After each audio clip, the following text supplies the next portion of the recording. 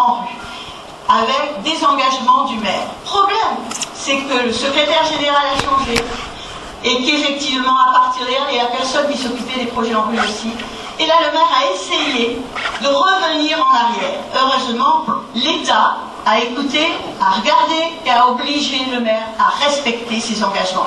Et c'est là qu'il a fait croire qu'il y avait une pression du Conseil général qui retardait l'opération. C'est faux et fondamentalement faux.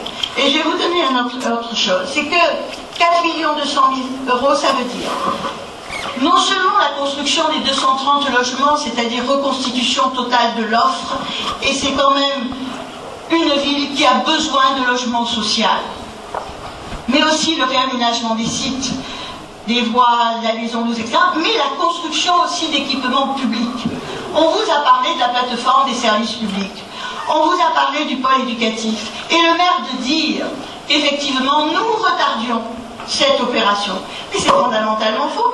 C'est que son projet n'était pas validé, il nous a donné un budget qui n'était pas réel, et que deuxièmement le pôle éducatif, et je crois que ceux les élus qui participent aux réunions sur le pôle éducatif savent tout à fait, et il y a un risque sur ce pôle éducatif, tout simplement, en particulier parce que l'État a des exigences au niveau d'un projet. Un pôle éducatif n'est pas une reconstitution uniquement d'une école, il est un projet avec des opérateurs culturels, avec des différents opérateurs, et à l'heure actuelle, le contrat n'est pas rempli. Donc on attend, et il a jusque fin juin pour qu'effectivement ce soit respecté. Ce n'est pas nous. Nous sommes ici des financeurs, nous soutenons un projet pour les Eulaliens. Et c'est pour cela, personnellement, que je me suis prise au jeu, parce qu'il y a un enjeu très très important, et puis aussi parce que je connaissais un petit peu cette ville avant pour y avoir travaillé un peu, et surtout, si vous voulez, parce qu'il y a un enjeu majeur de respect et de possibilité de mettre en place des équipements extraordinaires pour les enfants, les jeunes et les personnes un peu plus âgées, qui n'est pas absolument pas possible dans cette situation si le maire continue à fonctionner de cette façon. Alors oui, c'est vrai, et c'est extraordinaire, parce que l'État, et vous savez quand même que le préfet n'est pas forcément toujours de notre côté, Philippe, c'est le moins qu'on puisse dire, et bien là, il y est, et il a souligné l'importance de la chose, l'État, la région et le Conseil général. Alors, il va y avoir une magnifique plateforme des services publics, parce que nous finançons à hauteur, nous sommes là très présents, puisqu'on est à 583 000 euros sur le plan des investissements au niveau des équipements publics. Et vous allez voir aussi différents sites, 11 sites, et ça a été assez rocambolesque, parce qu'à un moment donné, il y avait un site qui était accepté, et puis 15 jours après, le site n'était plus accepté, c'en était un autre. Et puis ensuite, il y avait un certain nombre de mètres carrés, puis après, ils n'y étaient plus. Enfin, l'État, je dis bien l'État, a obligé un arrêt qui est sur... nous avons signé, nous avons effectivement un courrier du préfet qui s'engage à faire respecter tout ça. 11 sites, donc, Clos, Cardera, Europe, les places. Et qu'est-ce que ça va donner? C'est-à-dire l'angoisse. Ces grands murs, est-ce qu'on va retrouver cela? Ou bien est-ce qu'on va trouver un territoire vivable, agréable pour tout le monde, pour ceux qui y habitent et ceux qui habiteront? Voilà, les places. Domo France, 31 logements. Non, il n'y a pas de bar à 150, 200 logements. C'est faux. Voilà, Domo France. Voilà les places. Voilà ce que ce sera. La rue qui entourera les places.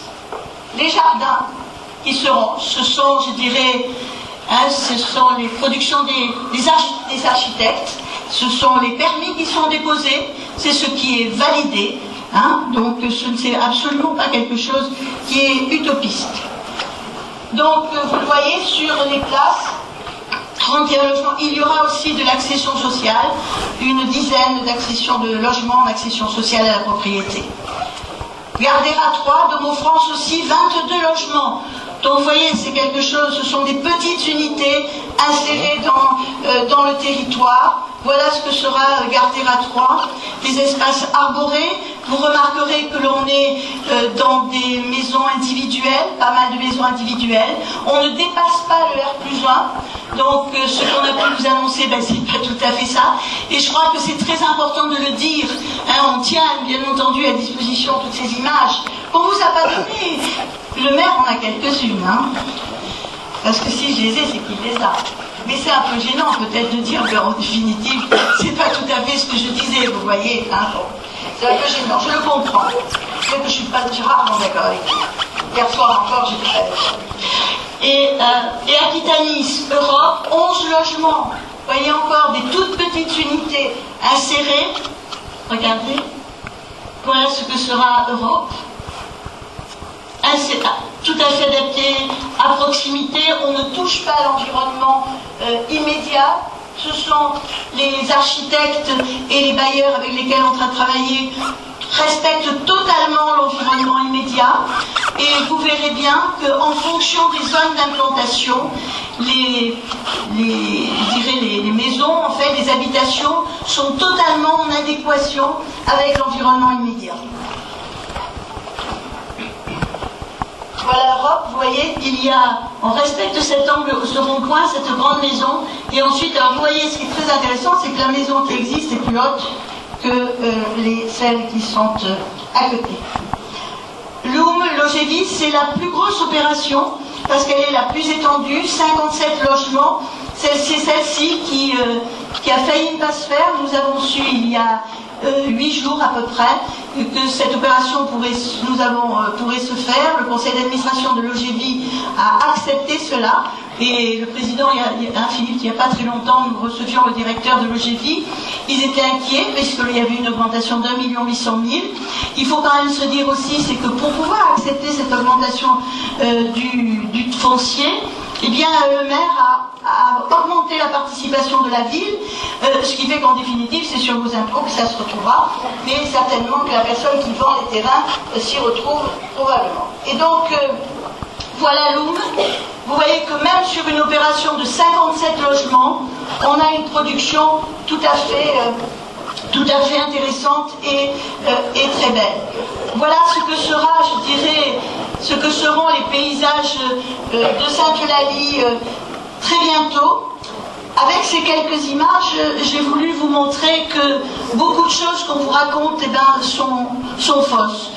Ce qu'il faut voir, c'est qu'un projet de ce type-là, c'est réellement un projet de production de logements, mais c'est surtout et avant tout un projet d'aménagement du territoire. Pour la bonne et simple raison, c'est que nous sommes, les services du Conseil général et les élus sont très attentifs à cette question-là, d'aménagement, d'accessibilité aux services publics. C'est pour ça que cette plateforme des services publics était quelque chose d'important. C'est pour ça aussi que ce pôle, nous sommes très attentifs aussi à la question de l'accès à l'éducation et à l'accès à la culture pour tous. C'est ce qui fait qu'aussi nous sommes très attachés à la réalisation de ce pôle éducatif. Donc ce projet en rue, oui, il va aller jusqu'au bout. Oui, nous y sommes très attentifs. Oui, nous allons permettre, et je crois qu'il faut dire merci au président d'avoir permis à Philippe, moi je crois que les Eulaliens doivent absolument te remercier. Pour plusieurs raisons. D'abord parce que tu as un peu initié ce projet.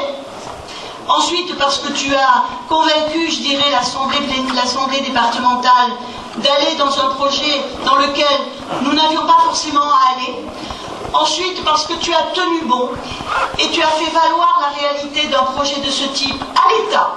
Et pour convaincre l'État, nous sommes quand même passés par deux préfets différents, qui étaient de plus en plus durs, hein, je dirais, hein, où ils ont su et reconnaître la valeur d'un projet de ce type-là, et qu'ensuite, avec les services, parce que tu impulses effectivement une réflexion de ce type-là, tu as posé les bases d'un aménagement du territoire, pas n'importe comment, pas parce qu'il y avait un bout de terrain, mais parce qu'il y avait une réflexion de façon à ce que ça s'insère réellement dans la vie de tous les jours, et je crois que par là même, c'est bien à vos côtés tous les jours que tu es. Merci pour ce que tu fais.